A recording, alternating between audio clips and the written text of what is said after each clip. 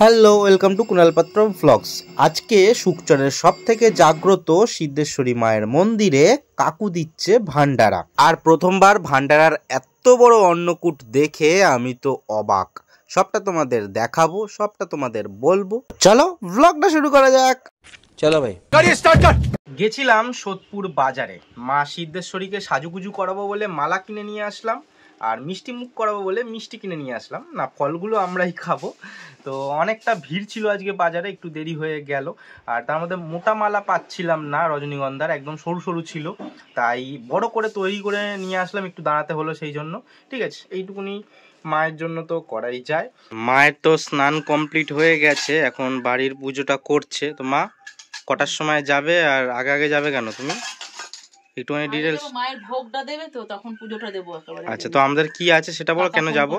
কেন যাব আজকে বলো? সিদ্ধেশ্বরীর ওখানে ভান্ডারা আছে। আমার দাদা, যে দাদা আসে সব সময়, তোমরা যা দেখেছো ভিডিওতে, ওই দাদা প্রতি বছরই দেয় এই সময়। তা এবছরও দিয়েছে, তাই জন্য ভান্ডারার ওখানে আমরা যাব। হ্যাঁ, মা সিদ্ধেশ্বরী দুপুর 1টার সময় ভোগ নিবেদন করা হবে, তো তখন আমরা পুজো দেব, তাই তো? হ্যাঁ, ঠিক আছে। মার স্নান কমপ্লিট হয়ে গেছে, আর বেশি টাইমও নেই, 1টা বাজতে, প্রায় 1:45 বাজতে গেল। তো আমি ঝট করে স্নানটা সেরে নিই, দিয়ে ড্রেস আপ করবো। মা তো এক্ষুনি বাবা পরে যাবে, আমরা পুজোটা দেব, পুজোটা দিয়ে আবার বাড়ি চলে আসবো। জাস্ট এই তো সামনেই 1 মিনিটের রাস্তা। তোমরা যে চড়ক দেখেছো তো, চড়কের মাঠ, ওই মাঠেই যে মায়ের মন্দির আমরা যাচ্ছি, সবটাই দেখাচ্ছি তোমরা। এই তুই যা বলেছিস আমি ভিডিও দেখাবি না, ইমা আজ ভিডিও করছিস কেন? না ও হ্যাঁ হ্যাঁ,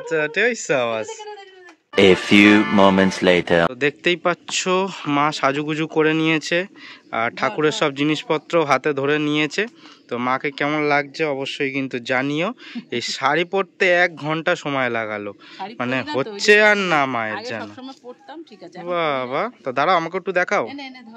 মা ধরবে ছাতা, মার কাছে ছাতা রয়েছে, আর আমাকে এটা ধরে নিয়ে যেতে হবে। তো আমার একদম ছিমছাম ড্রেস আপ, এখান থেকে এইটুকুনি যাবো পাড়ার মধ্যে, পুজো দিতে যাবো, এটাই হচ্ছে আসল ব্যাপার। তো যাই হোক, চলো, পুজোতে অলরেডি বসে গেছে। এই যে বাবাও চলে এসছে, তুমি সব রেডি হও আস্তে আস্তে, আমরা পুজোটা দিয়ে আবার আসছি। ঠিক আছে, ঠিক আছে, যাও। এই হচ্ছে আমাদের শুকচরের জাগ্রত সিদ্ধেশ্বরী মায়ের মন্দির। ডান দিকে সিদ্ধেশ্বরী মা বিরাজমান, এখানে মাকে 365 দিনই পুজো করা হয়। আর বাঁ দিকটা হচ্ছে লাট মন্দির, এখানে দুর্গা পুজো হয়, জগদ্ধাত্রী পুজো হয়, প্রত্যেকটা ভান্ডারার ভুরি ভোজও হয়। সামনের দিকে তো এরকম ঘিরে দিয়েছে, চলো আমরা পেছনের দিক দিয়ে গিয়ে মাকে পুজোটা দিই। মাকে অপূর্ব সুন্দর করে সাজিয়েছে, কিন্তু ভেতরে এসে লক্ষ্য করলাম একটা ছোট্ট মালার অভাব ছিল, যেটা আমি কাকুকে অলরেডি দিয়েছি। কাকু এবার পরিয়ে দেবে। কেন ছোট্ট মালার অভাব রয়েছে দেখো, একটা বড় রজনীগন্ধার মালা রয়েছে, কিন্তু সামনের দিকে একটা ছোট্ট মতন মালা দিলে মনে হচ্ছে ভালো হবে। না, আমাদের মালাটা একদম ছোট না, কিন্তু আনার পরে মনে হচ্ছে আরেকটু বড় মালা আনলে ভালো হতো। এই মালাটা দুটো মালাকে একসাথে করে একটা মালা করা হয়েছে, আরও যদি দুটো মালাকে একসাথে করে করা হতো তাহলে ঠিকঠাক হতো। না ঠিক আছে, এখানে অলরেডি ভোগ সাজানো হচ্ছে, মানে হয়ে গেছে, আর এদিকে সাজানো হচ্ছে ভোগ।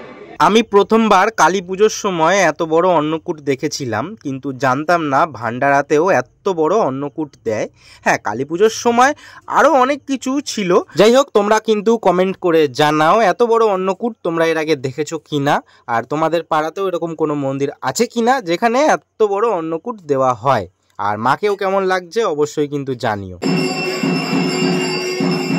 নামটা নাও।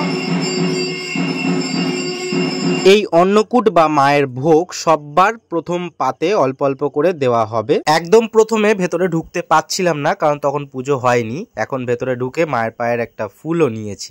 পুজো দিয়ে আমরা চলে আসলাম বাড়ি বাবাকে নিতে। বাবা এবার জামা প্যান্ট পরে সাজুগুজু করে যাবে আমাদের সাথে।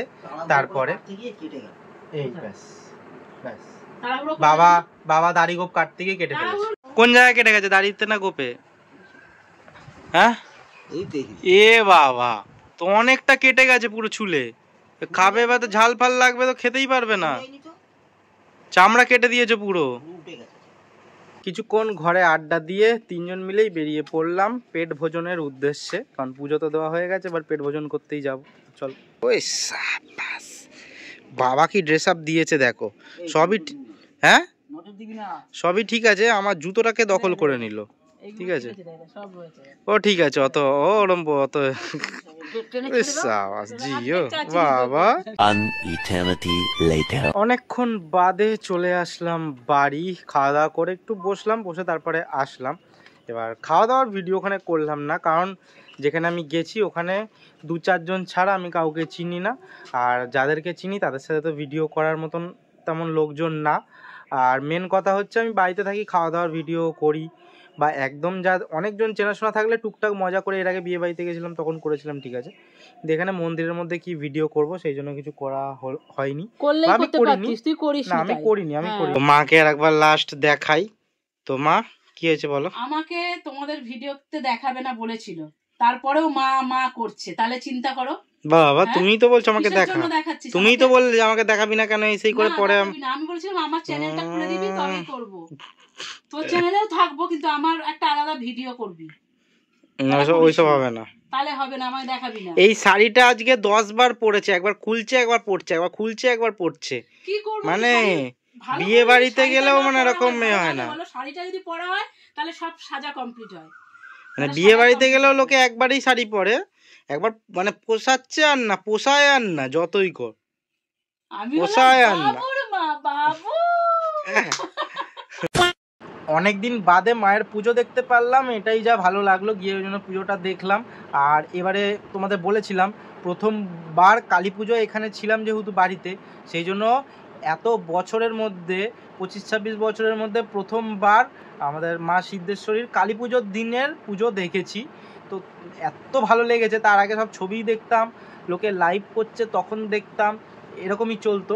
আচ্ছা, নেমন্তন্ন আর ঘোরাঘুরির চক্করে ভুলেই গেছি যে আমাদের মাছগুলোকে খেতে দেওয়া হয়নি, এত ছটপট করছে। দেখো চলো, খালি রগরটা এবার দেখবে, দেখো রগরটা দেখো, দেখো করছে করে, দেখো খালি আওয়াজ দেখবে খালি। কি হচ্ছে তোদের? ওপরে দুটোকে দেখো, ছটপট ছটপট করছে, ঠিক বুঝতে পেরেছে।